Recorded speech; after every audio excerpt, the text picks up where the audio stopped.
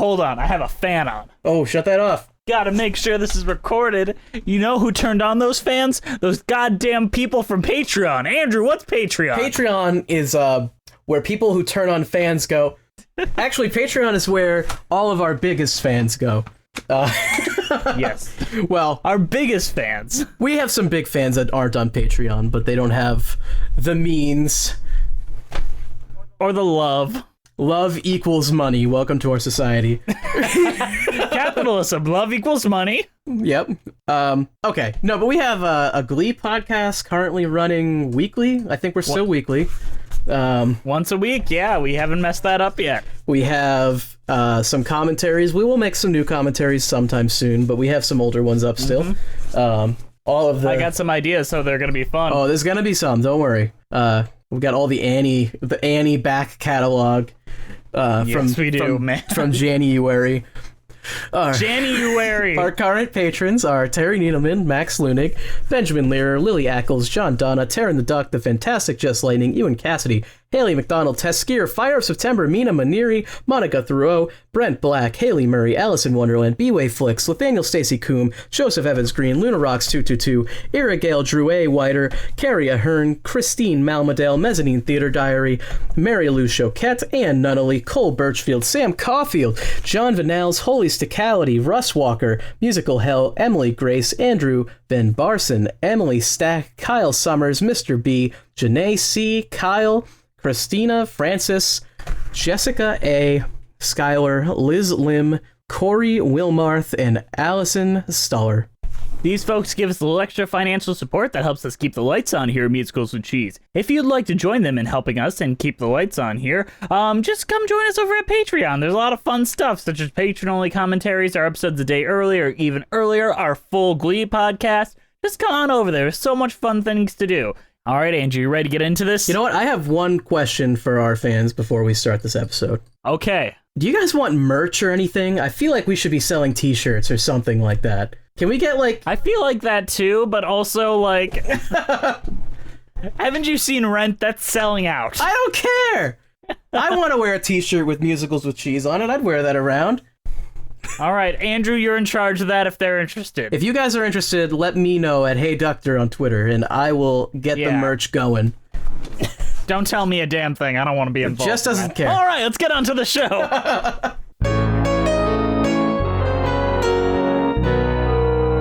Hello, I'm Jesse McAnally. And I'm Andrew DeWolf. And welcome to Musicals with Cheese, a podcast where I try to get Andrew to like musical theater. How are you doing today, Andrew? I am doing quite well. Well, that's good. As good as I can be doing, actually. Oh no, what's wrong? Well, I just found out recently that when I was a babby boy, my dad threw me off a train into a river. Your dad did it? My dad did it. Well, my dad's dad did it, I guess. That would be your grandfather. My grandpappy, who I didn't know existed until recently because I was raised by a completely different family. But my grandpappy that I didn't know existed threw me off a train into a river and floated down the river, and I was raised by a different family. And then I became Superman, which is why I'm on this podcast. Did you come and free the Jewish people? I didn't free the Jewish people, but I freed all the banjos and violins, so now Steve Martin can write more bluegrass music. The hero we deserve. Guys, this week, for a Patreon request from Kyle, our wonderful patron Kyle, we are doing Bright Star. I'm ready for my life to begin. I'm ready for it all to start. My heart's about to bust. Don't lead the way. I must follow my own bright star. Many a long cold night I huddled down in the dark. I made a vow, if I ever made it out, I'd follow my own bright star.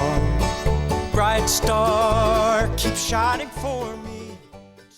Bright Star is a musical written and composed by Steve Martin and Edie Brickell. It's set in the Blue Ridge Mountains of North Carolina in 1945-1946 with flashbacks to 1923. You keeping up? Because I wasn't. The musical is inspired by their Grammy-winning collaboration on the 2013 bluegrass album Love Has Come For You, and in turn, the folk story of the Iron Mountain Baby. Andrew? Iron Mountain Baby being Moses, basically. And Superman. Well, Superman is also just Moses, to be real. I can think of about 10 people online that'll fight you on that. One of them being Zack Snyder, who'll be like, no. Superman is actually Jesus. Did you watch my movie? And Batman is also Jesus. And Wonder Woman is Jesus. But girl Jesus. So her tits are out. I think in Man of Steel, Superman is not Jesus. Superman is just like a Randian Ubermensch. And Batman v Superman is just Trump. There you go. Yep. All right, Andrew, what is Bright Star about? Like, tell me about it. It's about bluegrass music and how we can fit a story around it. I mean, you're not wrong. This is going to be a rough episode, guys, just a warning, because I can feel it in my bones that I have so little good things to say about this show. And Jess is feeling a lot of things in his bones right now, considering he actually just fell off his bike and broke his arm. Yes, I am currently wearing a sling and on a lot of drugs right now because it's not my arm, it's my elbow, so it's literally any movement at all will fuck Oh, me. no, I'll be no. in so much pain. Is it actually broken? Did you ever get back from that? I won't find out till Friday. Oh. So Just don't move it till then. Well, no, I had to wait for the swelling to go down because you can't even put a cast on until it's done swelling. Oh my god. I'm broken, guys. He's broken. Either way. Physically, not mentally, although also mentally. And mentally broken because fucking Bright Star is dull as fucking paint. You know, I'm going to say some positive stuff before we start ripping this show apart because I know I wish you luck. I know Jess is hateful towards this show. It might just be the mood I'm in, but I hate the show. Okay, well I think there's some good stuff in that. I think Steve Martin knows his bluegrass, and I think he writes some pretty good bluegrass songs here. But at the same time, because it's all exactly the same genre, it kind of blends together, and a lot of the songs feel the same. But they really stick to their guns on this bluegrass thing, and I gotta give them credit for that. They're unwavering. They will not write a different genre. There's a lot of musicals that work off of one genre. Hamilton, for one, which is basically a hip-hop musical, but there's still variation in that. That's true. And this, it's like every song sounds the flippin' same. The problem with that is that bluegrass all sounds the same. I think that's the problem. I agree. I think bluegrass itself is lacking in variety. I know that we were recently just, like, given praise about not going into, like, the Tony season and whatever, but this was in one of the most stacked Tony years ever, like, in the history of the Tonys. It came out the same season as Hamilton and Waitress and Allegiance and a bunch of other really good shows, but this gets a nomination, this plays.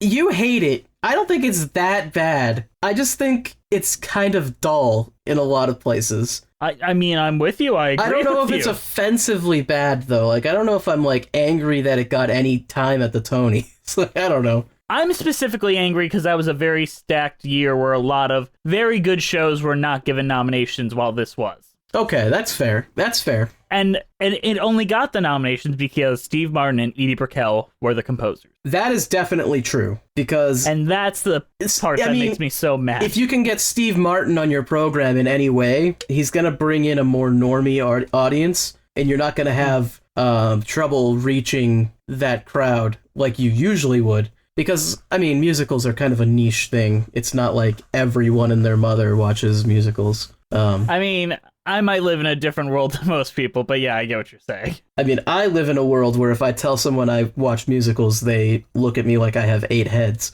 Do they do that when you tell them you have a musical podcast? They're like, "Oh, that's cool." That's like the response. I've never met a single person who has been like, "Oh, what's your favorite show? This is mine." Like, oh, well, actually, I take that back. At my new job, one person was like, "Oh, that's cool. My favorite show is The Greatest Showman." And I was like, oh, that's cool. You have never felt like a theater snob more than in that moment, have you? No, and I'm like, I was just like, oh, that's cool. You're like, oh, you Nose up. little peon. Nose up. No, but like, I mean, I think that's a good thing, though. I think it's fine to have movies and things like that bring people in. It's better than not having that. I'm with you. Like Hamilton. We're on the eve of basically Hamilton taking over all of Disney Plus and that being everything that people talk about.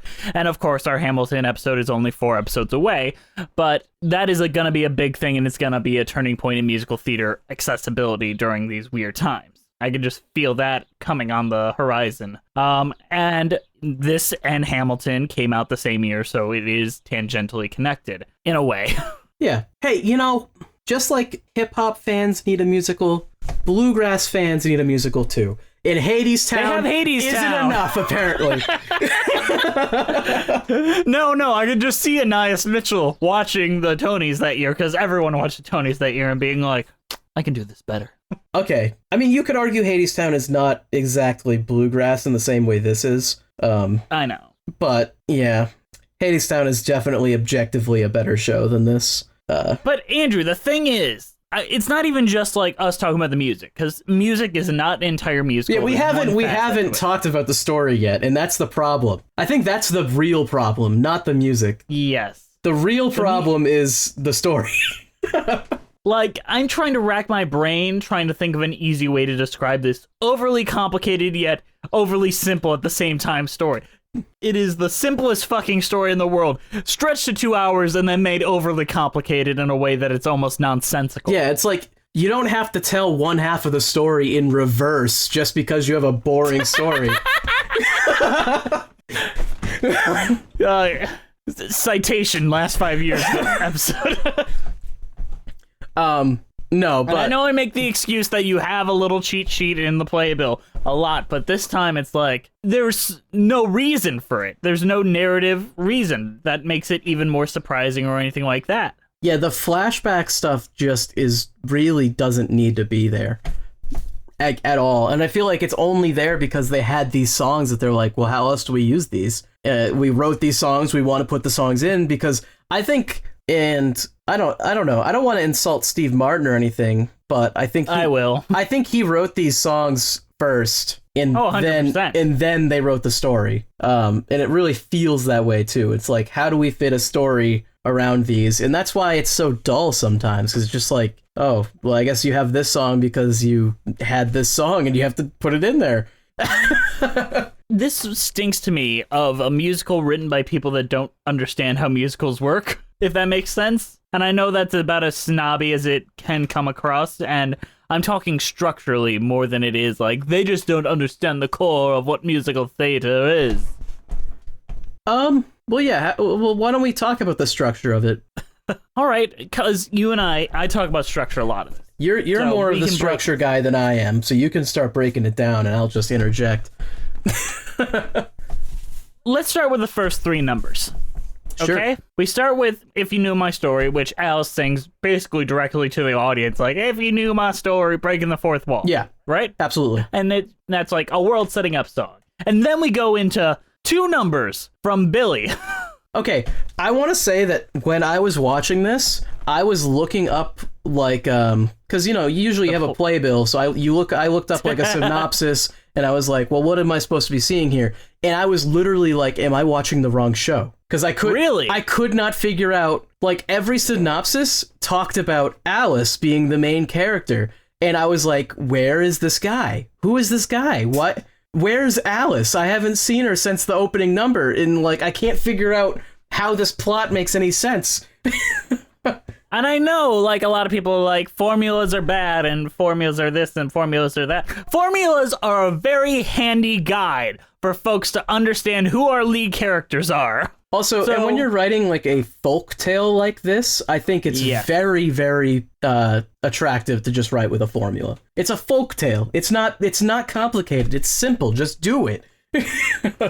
And the formula basically for an intro is you have an opening number that sets up the world. You might have a superstitial number, but roughly the second number of the show should set up your main character and what they want. Yeah. Whereas Alice in that opening number, I don't know if she's in the past version of herself or she's in the present version of herself or if it's just her generally speaking out. Like, because we jump between time periods so much, it's baffling to me because I don't understand it. Yeah, and it doesn't really feel like, even by the end, it doesn't come back around to that if you knew my story moment. Like, it doesn't circle, that doesn't come back, it doesn't make sense.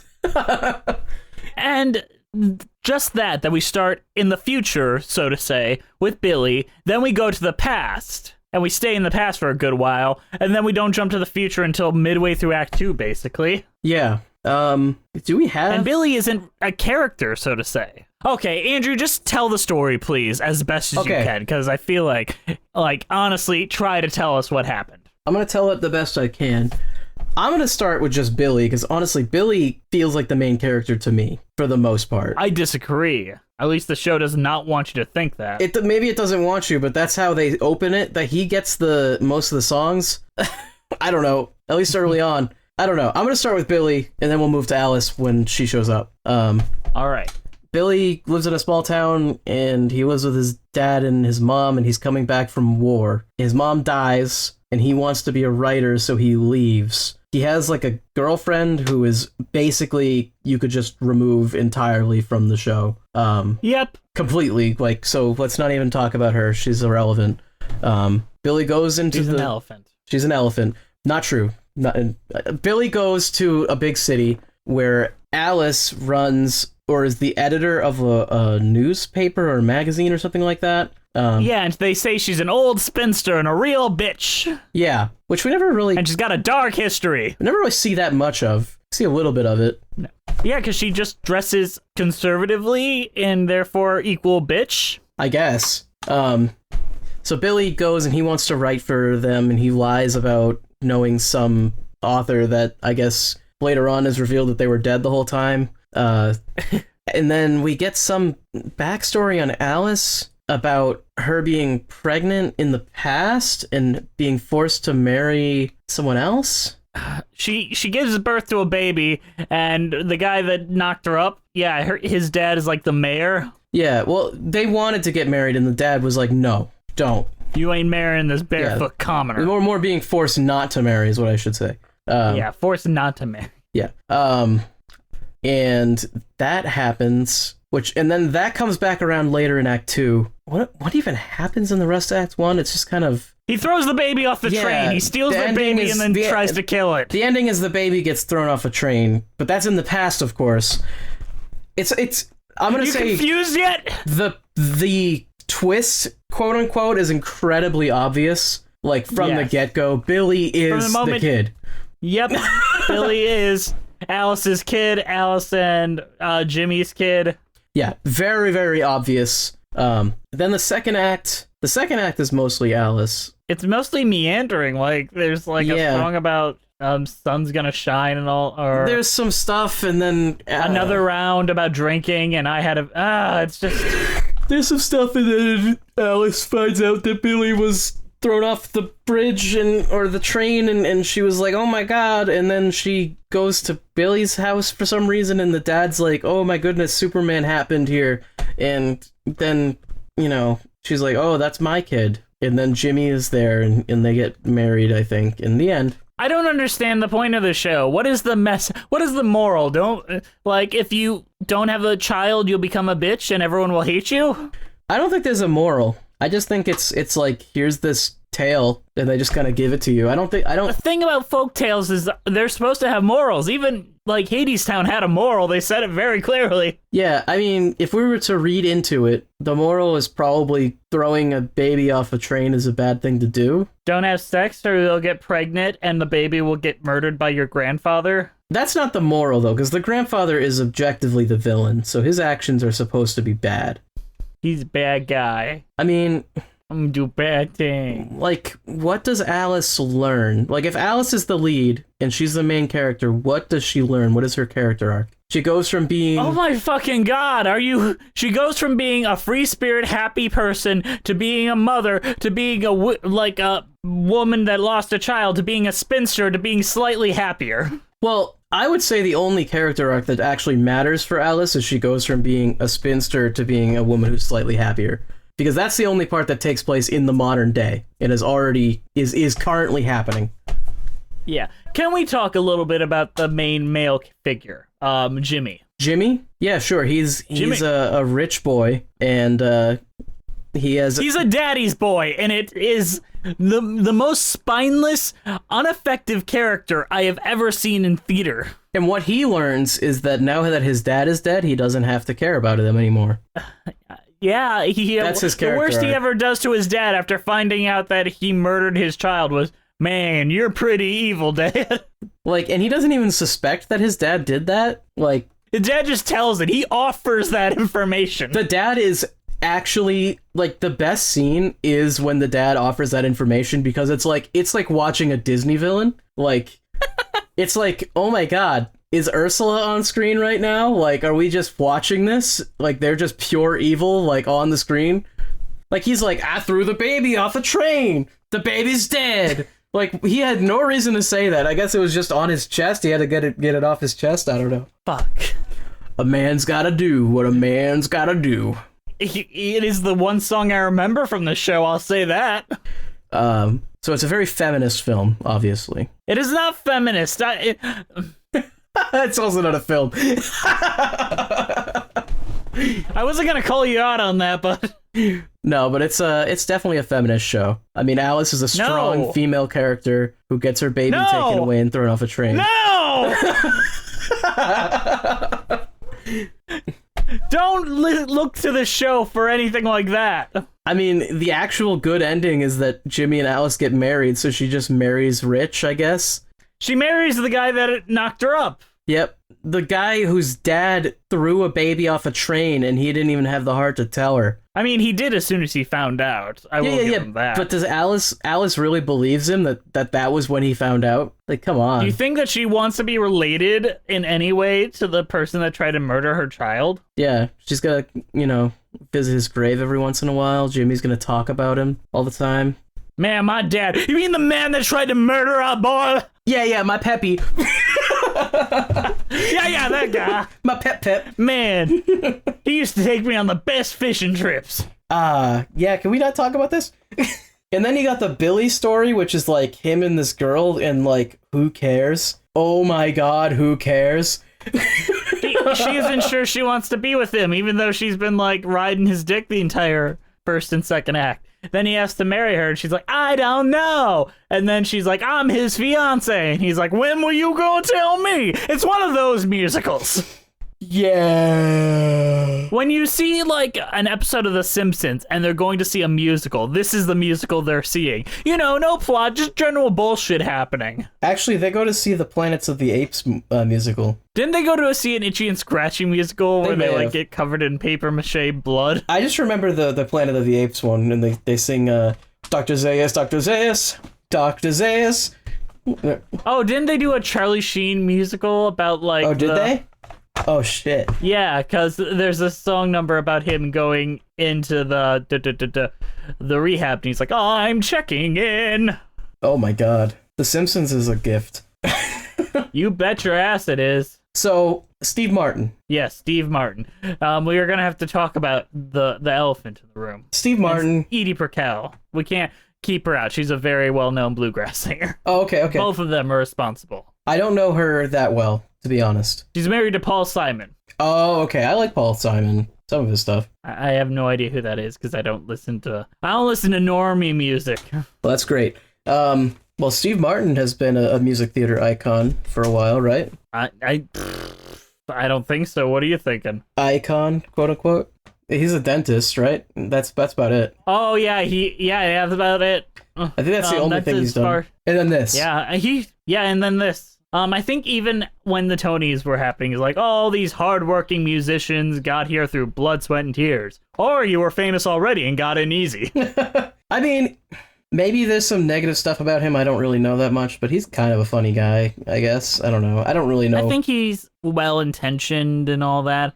He does say the N-word pretty emphatically a lot during the jerk. Yeah. And you can say it's a different time all you want, but probably shouldn't have done that. It's even within the film, it's well-intentioned, but I'm not going to go fucking defending that, no. I don't know if I want to go and call Steve Martin a racist, though. Like, I don't know. I don't know about that. I don't know. Us as white people shouldn't be, like, calling other white people racist to begin with. We'll let people who actually get hurt by these things decide what's racist. Jess, are you trying to say that we shouldn't call out racists just because we're the wrong race? I'm saying that maybe we shouldn't be the ones to say whether or not things count as racist. That's true. Whether it be positive or negative. All right, so if any black people have watched The Jerk, let me know if it's racist. Yeah, honestly, I am very interested in what people of color's opinions on The Jerk are in modern day. It's my stepfather's favorite movie of all time. I'm not kidding. That's every stepfather's favorite movie of all time. I've watched it once and I thought it was okay. That's kind of how I feel about it. Bernadette Peters is good in it. He doesn't sing any songs. Yeah, he does. Does he? I don't remember. Yeah. Oh, no, he's on the porch. He sings on the porch, doesn't he? No, he sings a duet with Bernadette Peters, and then she has a cornet solo. There's that weird plot aspect where, like, doesn't he, like, see himself as a black person almost? What? I don't know. The Jerk is weird. I'm not going to comment on it anymore. I think we're done commenting on that. You know what else is weird? What's that? A mid-show announcement. Let's go into one. Oh boy, we're done with Steve Martin already. We threw him under the bus. That's all we had to say. If you knew my story, we'd have a mid-show announcement right now.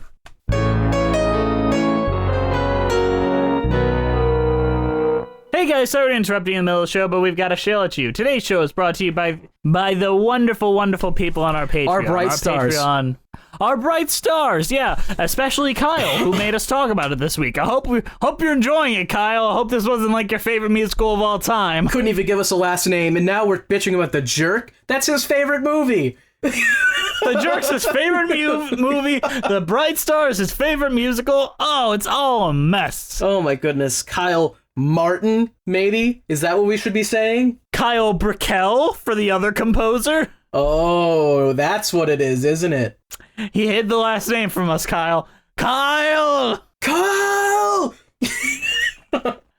But our patrons are Terry Needleman, Max Lunig, Benjamin Lear, Lily Ackles, Haley McDonald, Taskier, Fire September, Mina Maneri, we love you, Mina, Monica Thoreau, Brent Black, Haley Murray, Allison Wonderland, B-Way Flicks, Nathaniel Stacy Coombe, Josephine Green, Luna Rocks, 222, Urigale Drouet Whiter, Carrie Ahern, Christine Malmedel, Mezzanine Theater Diary, Mary Lou Choquette, Ann Nunnally, Cole Birchfield, John Donna, Taryn the Duck, The Fantastic Jess Lightning, Ewan Cassidy, Sam Caulfield, John Vanals, Holly Stistically, Russ Walker, Musical Hell, Emily Grace, Andrew Van Barson, Emily Stack, Kyle Summers, Mr. B, Janae C, Kyle, Christina Francis, Jessica A, Skylar, Liz Lim, Corey Wilmarth, and Allison Stuller, who all give us a little extra financial support that helps us keep the lights on here at Musicals with Cheese, and they're getting tons of fun perks, such as patron-only commentaries, our episodes a day earlier, even earlier, and our Glee podcast, which is going great. We're getting guests on that. It's a lot of fun, folks. You're missing out. All right, let's get back to the show. Lifts my spirits every time I hear it,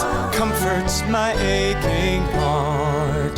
Bright star, bright day, keep shining for me and see me through. Keep shining for me, I'm on my way. Bright star, keep shining for me. Shine on and see me through. Bright star, keep shining for me, and one day I'll shine for you. Bright star, keep shining for me. Shine on and see me through. Bright star.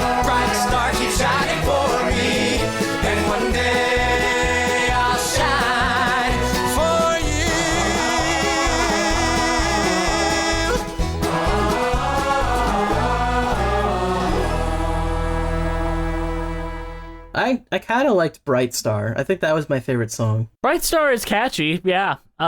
Means nothing. Literally, it serves as an I Want song. It serves as an I Want song, but for a character that... For Billy, though. Yeah, that's why I'm saying, like, what is with the Billy versus Alice, like, main character struggle here going on? I mean, the only one that actually has any clear goals is Pappy. I mean, Billy has goals. He wants to write for a newspaper. And he succeeds in that goal by the basically 5 minutes in. Honestly, I think there's an argument that Billy is the main character. He has an actual arc, and he has a goal that he achieves. What does Alice have? Alice, everything just find kind her of... baby. She wants to find her baby, and then her baby lands in her lap. Yeah, but she never, like, works towards that goal. That's just, like, a passive goal that she has, and then it just happens in the end. Whereas Billy actually works towards it. Billy works towards the goal. I mean, he lies, yeah. He lies, he moves to a different city, and then he realizes that he doesn't want to live in that city, and he moves back. Like, he actually has an arc where he's like, this is what I want, and here's how to get it, and then he realizes that's not how I get it. I get it a different way. There's a full actual story behind the scenes of the story this musical is trying to tell. I don't... Like, Billy as the main character would have made more sense. I guess, but then you'd have to take away Carmen Cusack and all of her fun numbers. And pretty much everything else in the story, like the mayor stuff, the Jimmy stuff, the Alice stuff. I don't know. Imagine if all the flashbacks were told in just one story song from Alice. You mean like... And Billy entering this new town that he doesn't know, and then there's like this dark secret and this really bitchy lady. Then he finally goes to talk about her, and she talks about like how her baby was stolen from her and thrown off a train. And then in the end, he finds out he's that baby and his entire life is in question. He actually has song numbers and dealing with that and realizing he's not a boy anymore. Yeah, although the ending would have to be later on, I feel like, because if it ended there, it'd be like Billy goes to a new town, he wants to be a writer, and then all of a sudden, you're my baby, and then over. That's it.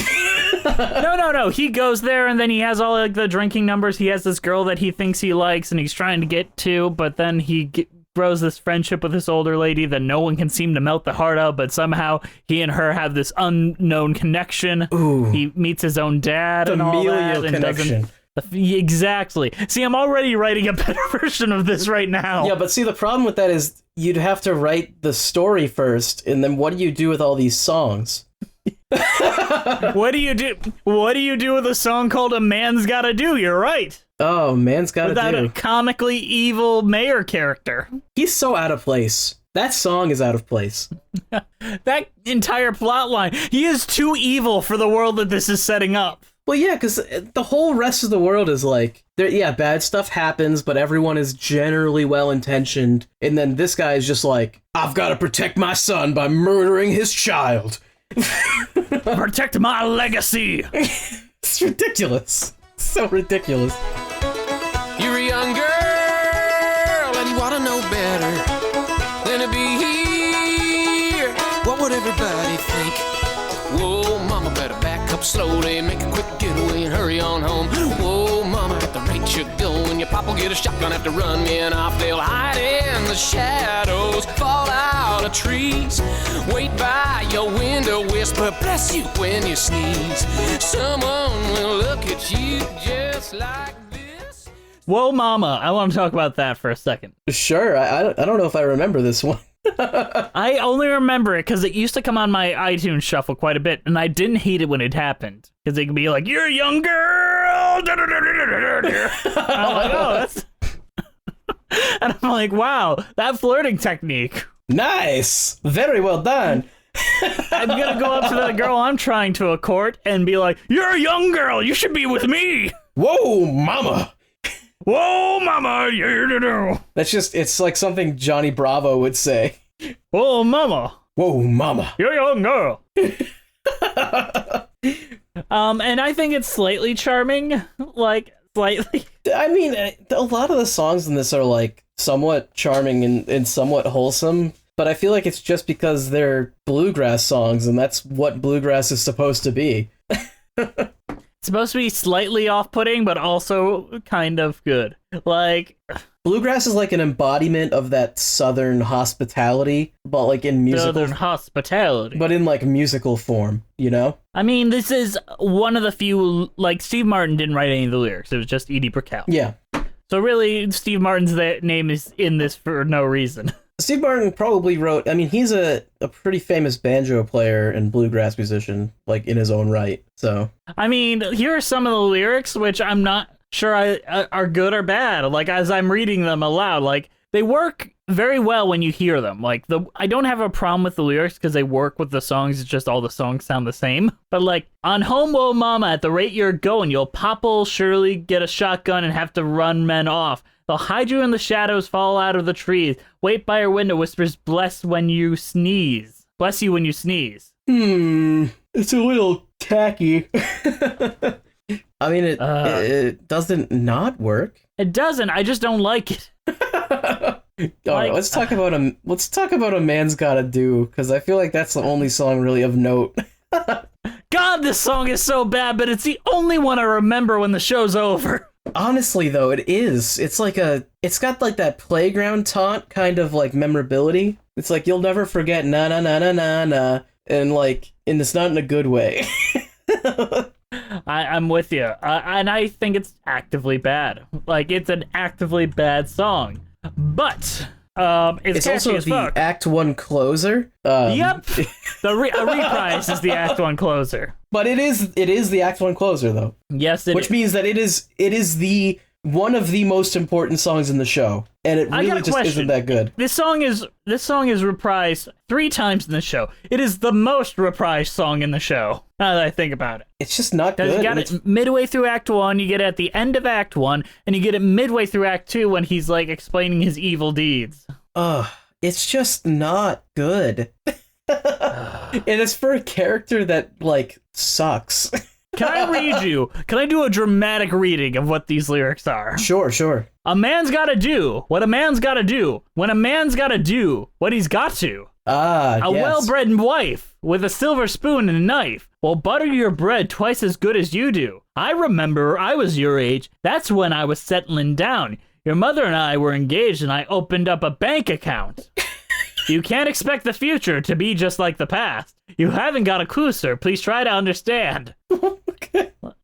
A man's You can't waste your time on foolish things when there's a real work to be done. There won't be any stopping you and me when you do what I tell you, son.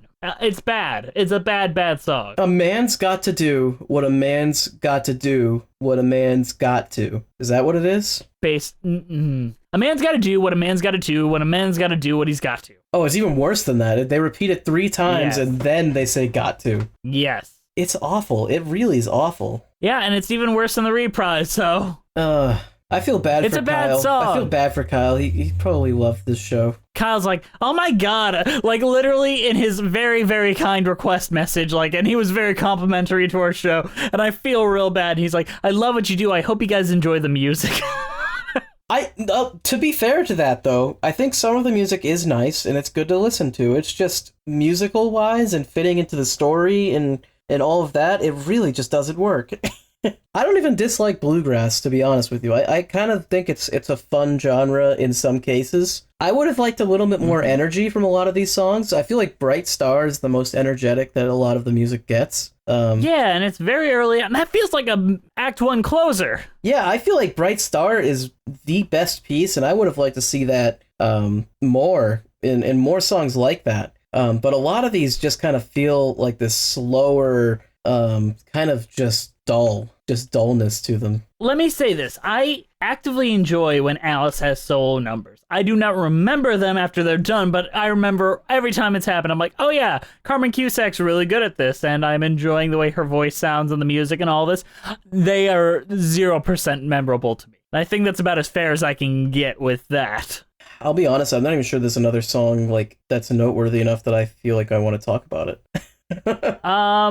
I really like... I mean, do we talk about, like, Please Don't Take Him? I feel like that's the big emotional number. I like that one. I actually like that one. That feels like a musical theater number. Yes, I was going to say that. That's probably the best number. I think Bright Star is the most, like, the best bluegrass song in here, but I think the best music theater number is Please Don't Take Him. Yes, but even then, it feels a little too reminiscent of You Will Not Touch Him from Miss Saigon, where everyone's just kind of screaming at once, and it sounds really cool and dramatic, and you feel all the emotions, but also, I just kind of feel that this musical isn't really going to commit to killing a baby, you know? Yeah. Hey, even when it happened, I'm like, they aren't going to commit to this. You know, though, it's still good. And it's still got a lot of emotion to it and a lot of oh yes. It's a if the mayor character wasn't portrayed like a Disney villain, I would probably believe it more. It's ironic that the mayor being so evil almost makes his evil acts feel like they have less weight. You know what I'm saying?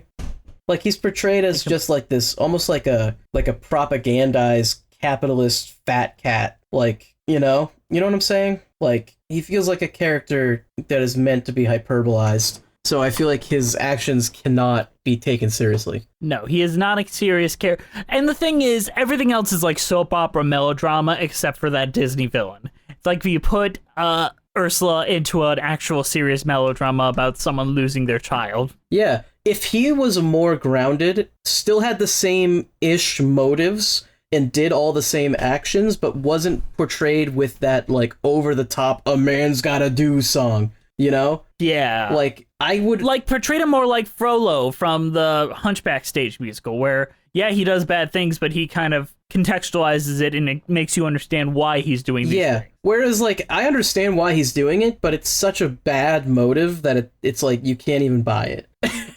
You ruined my legacy. Like, maybe if he was part of the clergy, that would make a little bit even more sense. Yeah, and I'm not saying that nobody like this has ever existed. There are definitely people that are evil and do horrible things, but, like, when it's in a story like this, it kind of breaks immersion. Yeah, no, 100%. Yeah, is there any other songs you want to talk about? I feel like there were duets in here that I liked. I mean, there's songs that I liked that I may even, like, Bright Star, I think is probably the one I would go back and listen to again, because I just think it's a nice song. But, yeah, I don't know. I don't know. I got nothing. Yeah, that's as I said early on. I don't have much positive to say about this show, and let's not play this like Jesse listened to the cast album and didn't try to give a shit and was like, oh, who cares? No, I watched a bootleg. I listened to the cast album. I watched the concert. I tried my damnedest to like this show so much, and I know, Kyle, you were in this show, and I know you really wanted us to like it. Sorry, it just wasn't for me. I don't think it was performed badly. What was Kyle in the version we saw? I don't remember. I don't know. I thought Carmen Cusack is amazing. I thought Paul Alexander Nolan, who has also played Jesus on Jesus Christ Superstar on Broadway, also did a very good job, and they had a lot of chemistry. But I don't give a fuck. If the story isn't written in a way where I can give a damn about the relationship, Kathy and Jamie from the last 5 years had more on-stage chemistry, and they're not even on stage with each other most of the time. Yeah. Honestly, though, I think you're being a little overly negative for what this deserves. I just think it needs to be shot. It needs to be shopped a bit more. I think the story needs to be streamlined, and there needs to be a more of a... they need to figure out who they want to be the main character and who they want to have the arc. Because I think Alice, as it is, doesn't have a strong enough drive, and it's definitely not Jimmy. I mean, Jimmy, like, whatever. I'm nothing. I'm a daddy's boy. I love my daddy. Billy has motives and does things based on those motives, but he also is not the focus of the story, and his motives are not directly related to what actually happens in the story. So I don't know. I feel like there just needs to be a more of a focus on someone who is more fun to watch. Yeah, I'm with you entirely. I wish that they had let this one sit in an oven for a little while. I will say the best way to watch this is the recent concert version they did in 2016. They cut out most of the book and just kept in the bare minimum of pieces you needed to understand what was going on. And that is the best version of this. And I would give that, I would still give that a 5 out of 10, like if I was actually a critic. But you know what? It's manageable, and if you like bluegrass, you can digest all that fucking bluegrass music all that you want. If you like bluegrass, at least listen to the album. Yeah, the album you'd probably like. I thought I would like this a lot more than I did, because some songs on the album would come up on my stuff, on my shuffles. Yeah. Well, Since you're not a real critic, Yeah, I'm definitely not. what would you give this as far as cheese rating? I would give it a cheese plate, but it's all cut into banjo strings, which means it's not even edible. Ooh. You're just looking at it like, oh, okay, that's fine, I guess. I wish I knew more about Southern culture so I could pick something that's like uniquely Southern. But I feel like you could give this a mac and cheese. Like it's like bland, but it's not horrible. No, you're specifically giving it Kraft mac and cheese, where it's not even cheese, it's just a powder that you mix into fucking water. Oh, that's rude. I'm gonna give it actual home-baked mac and cheese, because I feel like they did put effort into this, Jess, and you're just being a big meanie. Maybe I am. Maybe I'm just in a lot of pain right now. He is, and he's on drugs as well, so I mean, it's fair. Maybe it's just hitting me at a specific time in my life where I'm just more likely to be mad at things. Like, I feel like there was effort put into this. This isn't like a cheap cash grab garbage musical, but it's just not good. I agree with you. But it's also two famous people thinking they can walk into the musical theater world and then realizing that it's not as easy as it looks, then giving up. Yeah, maybe it can get shopped more, but who knows? Yeah, maybe. Think of a story before you start writing a bunch of songs to it. Yeah. But do you know who I do think put a lot of effort in every week? Us? Our wonderful patrons. Thank you guys for listening. Please follow us on iTunes, Spotify, Stitcher at Musicals with Cheese. Please leave us some iTunes review. Tell your friends to leave us some iTunes reviews. We want more of those. We aren't getting them as much. I know that you've all probably left one already, but if you haven't, please give us some ratings. It would make us look good. We're on Twitter at Cheesy Musicals. Our Patreon is Musicals with Cheese. Our Instagram is Musicals with Cheese. Our YouTube page is Musicals with Cheese. We have a Patreon-only podcast, Glee with Cheese. It's a lot of fun right now. We're talking some shit about Leah Michelle, and you're missing out. You really want to miss out on that? I don't think so. If you want to shoot us an email about how wrong we are about Bright Star, just send us an email at musicaltheaterlives@gmail.com. Our title card was created by the amazing Jolene Casco. Send her some love on Instagram at Jolene Casco. Andrew, is there anything else you have left to say before we wrap this on up? Let me know if you guys want merch at Hey Doctor. Yes. If you want merch, please shoot Andrew a tweet at Hey Doctor. And what kind of merch do you want? I want no involvement in this because this sounds like a lot of work, and I do enough fucking work on this show. God damn it. I'm gonna be on the merch back end. It's gonna be delivered directly from my house to you guys. He's gonna iron on those logos all by himself. Oh yeah, baby. I'm keeping 100% of the proceeds. 100% of the proceeds are going to Andrew DeWolf, the charity of Andrew DeWolf. I'm also keeping one of the shirts because I bet you they're gonna be killer. Although I don't have a design yet. You guys are gonna have to let me know what you guys want. Yeah, what are our wonderful catchphrases that you want? Do you want "I'll color me ISIS," Andrew's famous catchphrase? Color me ISIS. How about something where we compare Scottish people to Irish people? We got so much shit for that. That was my fuck up. I'm canceled. I'm hashtag canceled. Jess is canceled now. We're gonna have to replace him. Where's Brent? Yeah. Get Brent or Adam. Whichever one volunteers. Yep. Neither one's gonna Honestly, volunteer. a podcast with you, Brent, and Adam, I would actually listen to every week. I would just kind of be there, though. I feel like they would start... It would end up being too pretentious. It wouldn't be the same show. I feel like Adam would make sure you'd say things is the thing. Adam has always been very good at getting your conversation involved. My conversation is what everyone's here for. I mean, let's be real. I mean, yeah, the show doesn't exist without Andrew. The fans... I know the fans don't even want to admit it, though. They won't even admit that. They will. Admit it right now, guys. Go send Andrew some love and tell him that you wouldn't even listen to this goddamn show if Andrew wasn't here. Because I know it's true. All right. You guys are my bright stars. We'll see you next week, guys. All right. See you next time on Musicals with Cheese.